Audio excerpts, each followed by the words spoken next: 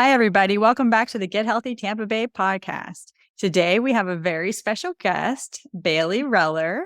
Hey, everyone. Baylee, why don't you tell us a little bit about who you are and what you do? Hi, yes. So I'm Baylee. I am a dietitian. Being a dietitian has not been like a straight shot to this career. I actually started in physical therapy, athletic training, went to health science, thought about teaching for a little bit, and then I got more into nutrition once I found out I had a dairy allergy at 18 years old. So you're probably thinking, wow, that's kind of old to figure out this allergy. And yes, it is. And to make a long story short, I was pretty much miserable most of my childhood. I was taking 8 medications by the time I was 15 years old and really just struggling to get out of bed every day. I ended up seeing a functional medicine practitioner who dove in more into what I was eating. And she was the one who figured out my allergy. From there, I really started to dive into nutrition, and that's how I found this career in dietetics. So I have this intense desire to help people live the life they want. And seeing my clients find success just brings me so much joy and sometimes even tears of joy when I have clients come and tell me how much their life has just changed since working with me. As a dietitian, I went to school to study food, quite simply. Obviously, it's more in depth than that with all the science courses we have to take. But I do get asked daily about different diets, trends, and what works best. What should I do to just be healthy? Awesome. I love asking the question of how everybody got into what they do. And in the other side of allergy, I have a totally different experience with people with dairy allergies. So it's really interesting to hear how it came upon in an 18-year-old when we see it a lot younger in kids, and they do outgrow it sometimes. But anyway, I love your story of how you became a dietitian. So let's dive into what today's topic is, because I know you've said you've got a lot of questions about diets. I got one recently. And the question was, what foods should you include in your diet when one is a vegetarian or pescatarian to be sure that you're getting the proper nutrition without eating meat? Yes. So I think just to start off here, because like I said, I get questions all the time about all these different diets, and there are so many out there. It's hard for me to even keep up with everything. So to make sure we're all on the same page, I wanted to define what each one of these types of diets are and also add in vegan because it's kind of along the same lines of vegetarian, pescatarian. To start off, vegetarian, it's a plant-based type of diet, so excluding meat, poultry, and fish. But some do include eggs and dairy, as most vegetarians are avoiding foods that require death of an animal. So if you're thinking eggs, you don't kill the chicken to get the egg. So that's kind of an easy way to think about it. You might have heard like lacto-ovo or lacto-vegetarians. Lacto-ovos include dairy and eggs, and lacto-vegetarians include dairy products like cottage cheese, yogurt, milk, cheeses, etc. So that's vegetarian. And then you have pescatarian. So this is when you are incorporating seafood into a vegetarian diet, similar to vegetarians with no meat or poultry, but they do include fish and seafood. And then vegan is no animal products at all. So no meat, dairy, egg, or cheese. Also avoiding meat-based ingredients like gelatin and lard. And some also choose to avoid honey. So pescatarian, they eat fish, right? And then they may or may not include like eggs and dairy as well, right? Okay. Mm-hmm. All right. So vegan is the most restrictive of them all. No eggs, dairy, meat. Okay. So who should choose to be a vegetarian or pescatarian? Like, what do you recommend to your clients? But thinking of like who should choose these diets, I always want to base your eating patterns off of what you value the most. I have worked with several individuals that want to go vegan because they're told it's healthier, when that's not necessarily true. What's healthiest can really be on perspective. You can eat meat within a healthy diet just because something is labeled vegetarian, vegan, pescatarian, or even gluten-free. This does not automatically mean you can eat endless amounts. Oreos, for example, are vegan, but they will give you a stomachache if you eat a whole box of them, even though they are vegan. So when deciding what you want to include and what you're eating on a day-to-day basis, I want you to think, what is healthiest for you? What is going to fuel you? What is great for your values and beliefs? what is going to benefit you even mentally, and what is going to get you to your goals. And I bring up that mental aspect because any type of diet or changing what you're eating, we always have to be in this right headspace, because if we're constantly in this headspace, I'm just doing it because I read that it's good for you, they're going to be chasing our tail a lot of the time because we don't have a good root motivator. And essentially, we're going to be fighting our mind a lot. If you are choosing to follow vegan, vegetarian, pescatarian, I really want you to come into this with an open mind of including different foods through fruits, vegetables, whole grains, legumes, nuts, seeds, and that plant-based protein, and not being so, I can't eat this, I can't eat this. We really want to come into it open-minded and trying out all these different foods. Do you find that some people choosing to be vegetarian or vegan based upon medical decisions or more environmental kind of decisions? I would say more medical. I get a lot of questions that I need to become vegetarian for heart health, I need to eat vegan or vegetarian to lose weight. And again, that's not necessarily true. You can eat meat and still achieve those goals. So I see more of the medical reasons. There are some people that do it for the environmental reasons. And that's when it comes back to what values do you have in your life, that kind of thing. So then just kind of addressing it more with clients too, and coming into it where I get to the root why of why do you want to be vegetarian? And anyone that comes to me that I'm working with and they're telling me they are vegetarian, I always ask why. It's never meant to be a rude, why are you doing this? It's meant to get to the reason why you're doing this, so I know what is motivating you to get there. Are you vegetarian because of your personal beliefs and values, or are you vegetarian because you heard it makes you skinny?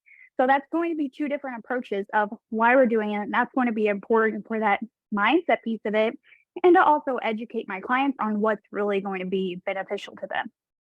Yeah, exactly. I think I should have thrown in ethical there too, because that's definitely another reason why people choose to be vegan or vegetarian. But as far as medical reasons, it is Heart Healthy Month at the time of this recording. And with high cholesterol, we suggest sometimes even vegetarian or vegan diet. And the lifestyle medicine, which has its own like kind of board certification as well. I'm an obesity medicine doctor, but lifestyle medicine does speak very highly on plant-based nutrition. What do you do, or how do you work with your client when they say that they want to be a vegetarian? Yes. So that step one is what I was talking about, just figuring out why they want to do this. And that'll progress us forward and gets us to dive deeper on to what's the reasoning behind this, especially if you're wanting to become vegan. That is a lot of work.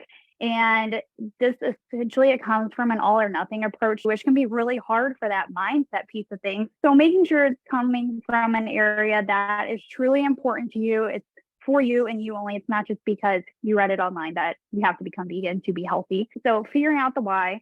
And then I want to get you to a place where you're including that variety of food. So your fruits, your vegetables, your nuts, seeds, quinoa, spirulina, tofu, edamame, beans, lentils, dairy and eggs if you're vegetarian, fish if you're pescatarian, because we want that variety. And some of those things that I just mentioned, you may not have ever tried in your life before. So going back to that experimenting and being open-minded, and also that education piece of things is going to be important too if someone wants to change their diet. I feel like when talking about being vegetarian or vegan, there's this narrative that has been growing that meat is bad for you, it's bad for the environment, but you don't have to avoid meat either to save the environment. What matters is going to be the source of your food. I've met some great cattle farmers with sustainable habits and even have them in my family. So it can be great to find a local farmer in your area with ethically raised animals. It's also been seen that small scale farms produce meat with better omega-6 to omega-3 ratios, which reduces your cardiovascular risk, cancer risk, and even inflammation. If these animals are properly raised, it can actually help the environment too by building up the soil. So depleted soil is not going to help grow vegetables.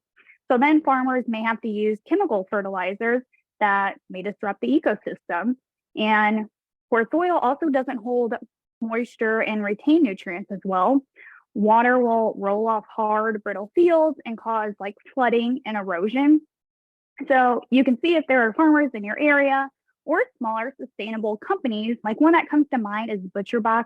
There is an interesting article I found that I can share as well that kind of debunks some of these claims that I thought was really helpful. But I also get that some people do have concerns about animal cruelty and for the environment. And that just goes back to those personal morals and beliefs.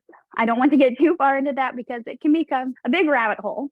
And it's important to just become educated. And while you are making the best decision for you, also making sure we're not causing harm to your body by lacking nutrients on a macro or micro level.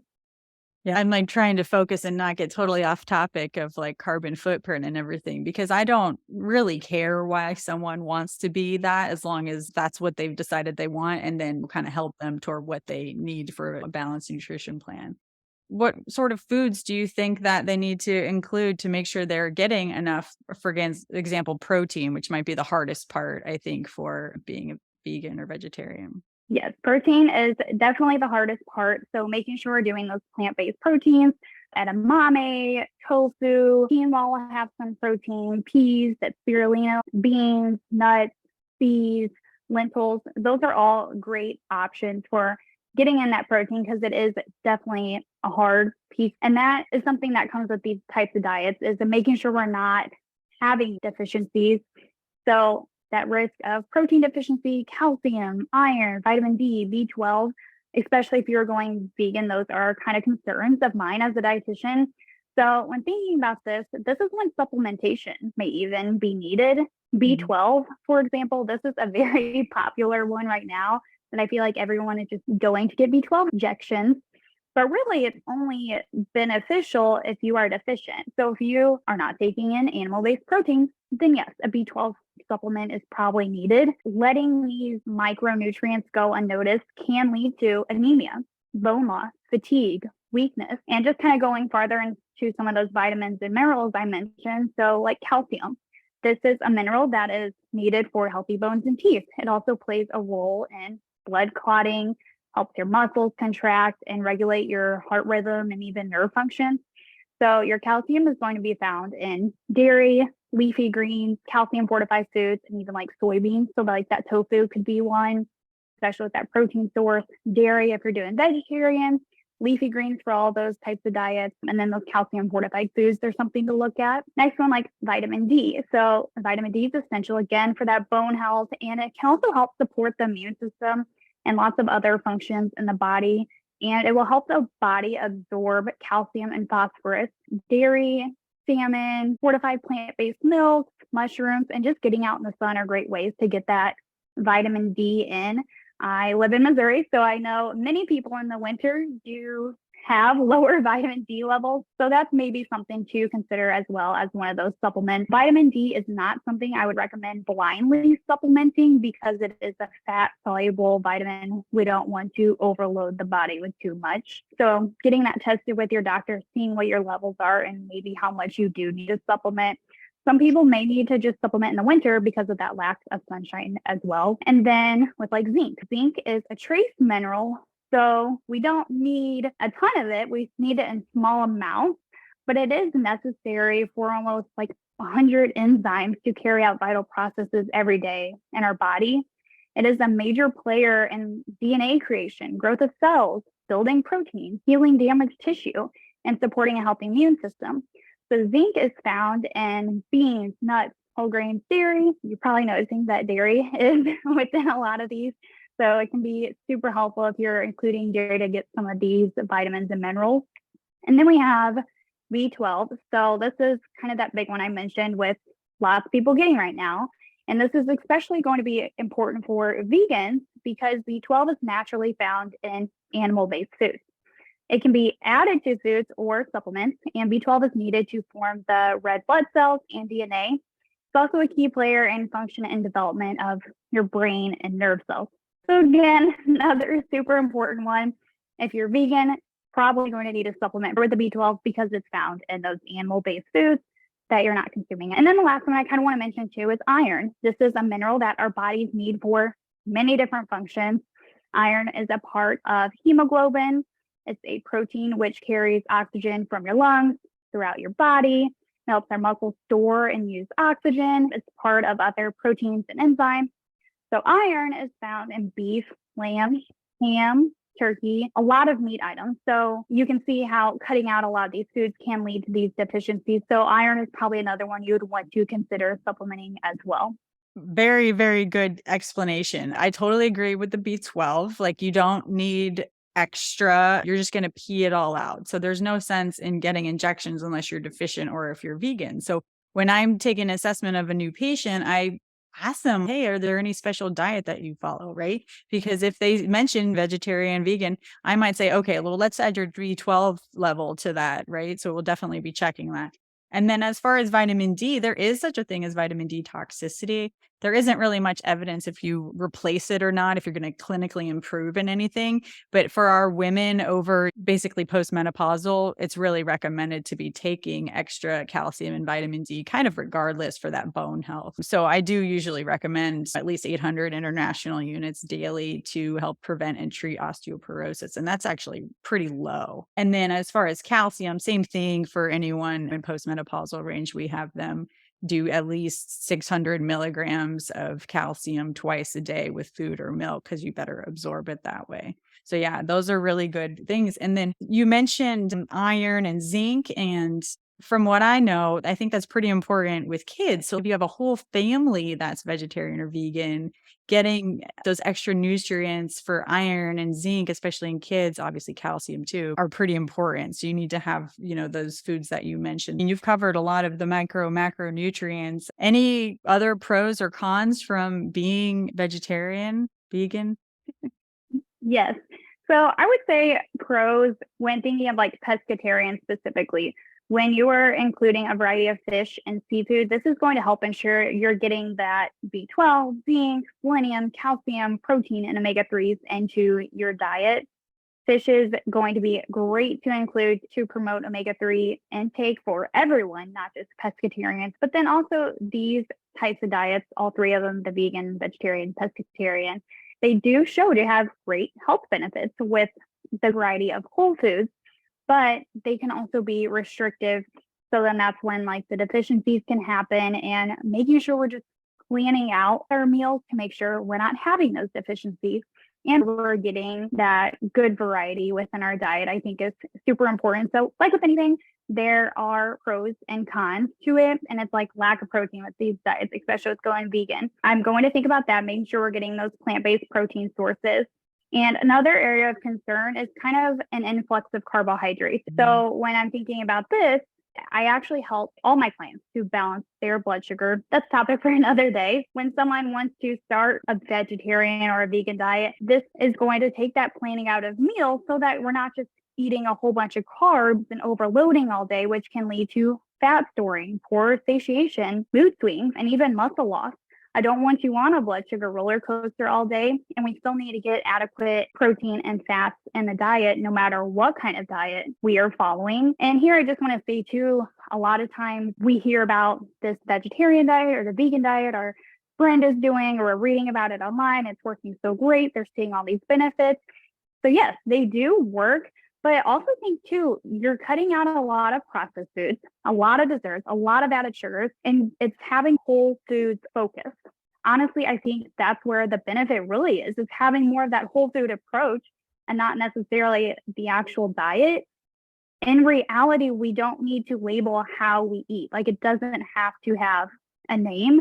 We just can eat based on how we know it'll affect our body and making us feel without calling it like a specific diet. I don't know what your thoughts are on that are. I'm smiling because I was about to say whole food, plant-based, right? So basically vegan or vegetarian can be very unhealthy if you are just eating, like you said, Oreos or processed foods because they are not whole foods. And it definitely ends up being heavy on the carb, and that causes more fat storage. So that is totally why I was laughing at the same time. But yeah, that whole food plant-based approach is super important. How about, since you can't have dairy, what are some of your favorite protein sources that may fall in these categories that someone who's vegetarian or vegan might like to enjoy? What's your favorite?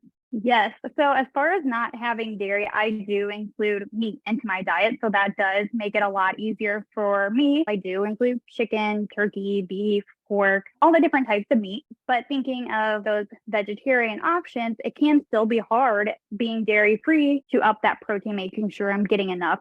every day, because a lot of times easy protein sources are going to be cottage cheese, Greek yogurt, adding a cheese stick. So then I kind of have to think, okay, what can I add that is dairy free, also going to get my protein? So then looking at almonds, walnuts, or different types of seeds.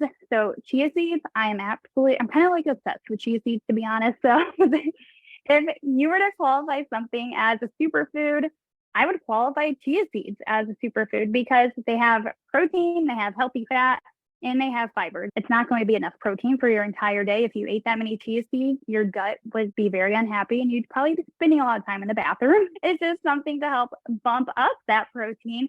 And then protein powder is something that I have found to be very beneficial for me, the average population, vegetarians, because there are so many options there. So a protein powder I use, it's actually egg-based, but the company I go through, they do have a vegan option. And when thinking about protein powders, you got to look at the ingredients, I think is a really big thing.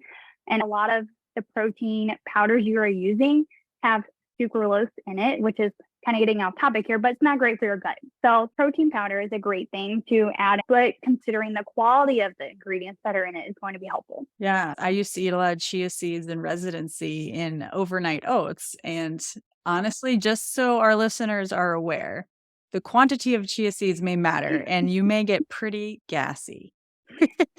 I don't eat them too much, but my husband and kids like to include them in their yogurt and Yeah. ground flax seeds too. So yeah, chia seeds are great. So are flax seeds. Is there anything else you'd like to tell the listeners today? Yes, I will say overall, I am neutral and support my clients with whatever they choose they want to do, but I want it to be coming from a good space. I am not against you wanting to be a vegetarian or pescatarian, even though I don't eat that way. I just want it to be for a reason that is important to you and that you are becoming educated through your own research or getting a help from a dietitian or your doctor.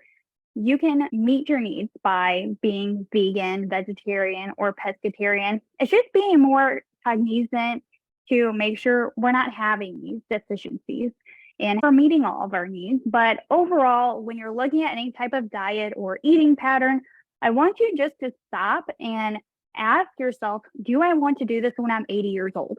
If you do not want to do it at 80 years old, why do it now? So I think learning a lifestyle type of eating that is going to work sustainably is going to be super important.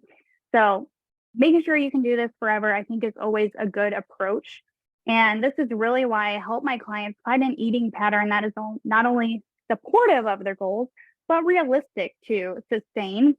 So when it comes to nutrition, I believe variety and enjoyment is going to be the most important to leading a healthy lifestyle. I totally agree with you. I usually do the same thing with my patients is, is this going to be sustainable? Are you going to be doing this forever? Because this is what you need to do. And I'd be amiss if I didn't bring up flexitarian because I promised my husband I would. So can you speak on what that is? Because that's one of the new, I think what is it? Not the US News and World's Report, maybe best diets. I think it's up there. Flexitarian. And of course, the Mediterranean diet, which is one I also recommend for patients as well. But what's flexitarian? Yes. So you mentioned Mediterranean diet, and essentially, I kind of think Mediterranean and pescatarian are really close knit. They're essentially the same style of eating. Then when we're thinking of flexitarian, basically, honestly, I kind of think of it as just normal eating with what I promote. But with flexitarian, just like describe it better, it's basically being vegetarian, but then you occasionally add in like the meat, fish, poultry. So I think flexitarian is also a great way to, number one, making sure we're not having those deficiencies and really getting that variety. I think that variety can be really hard when following a vegan diet because it's really hard to find foods that are going to be vegan, that are not going to have a bunch of inflammatory oils from being highly processed, because even these meat substitutes that are coming out now, they sound great because they're labeled as vegan, but a lot of them have inflammatory oils in them and they're still a highly processed food. So again, going back to a vegan label does not automatically mean healthy. I think it can be really hard to find that variety where that flexitarian diet, when you're adding more of those protein sources, can be helpful. And thinking about like the pescatarian diet, you probably don't want to eat fish every single meal for the rest of your life. So then even as a pescatarian, wanting to include those plant-based proteins. So yes, I think flexitarian is another great option. So you opened up the can of worms. So Beyond Burger, we tried one at Adventure Island. So they had that, or I didn't, my husband did. And well, he said it tasted good, but then we went and looked at the nutrition content. It is not at all any lower in saturated fat than a real burger. And obviously it's highly processed. So I really don't think some of those products, like you're mentioning, are even good for you. And I wouldn't really recommend them to anybody. So please read your nutrition labels. Absolutely. And yeah, I think everything that you said, Baylee, today has been super helpful and definitely answered our listeners' questions. So how can people find you? I am on Facebook and Instagram right now under NuCrew Nutrition, and that's NuCrew Nutrition. So you can find me there. And I do work with all my clients virtually. I'm a virtual dietitian. I do work mainly with fat loss clients. That is what many people come to me for. That's what I specialize in. I do have a little bit of different approach as to what people might have seen. I don't really focus on calories. If you ask me how many calories I eat in a day, I have no idea, to be quite honest. I don't count calories. I don't have my clients count calories. So I really focus on metabolism, how our body works, how we can support it. Yes, exactly. You should probably mention you're also licensed in Florida and Missouri, correct? Yes. Yeah. I'm a licensed dietitian in Florida and Missouri. So for those of you who don't know, to become a dietitian, you do your bachelor's, and then it's not required right now, but in 2024, it will be required to have your master's degree. I do have my master's in clinical nutrition. And then to be a dietitian, you also have to do an internship with supervised practice hours. So that's what I spent the previous 2 years doing, is getting my master's program done and interning. So I do have a lot of experience at the hospital, but yes, and then I went straight into private practice. Well, congrats on that. So if anybody needs a fat loss dietitian, you can find Baylee. Anything else you'd like to say to our listeners? I would just say, whenever you're considering anything, think of what is going to make you feel your best. Don't base it off of what your friend says is working, what the new headline is on what's on Facebook, because they are really good at marketing, but they're also really good at making you feel not so great about yourself and feeling like you can't trust your body. Awesome. Well, thank you everybody for listening. I'm sure we're going to have Baylee on in future episodes, so don't worry, she'll be back. And we hope you tune in next week.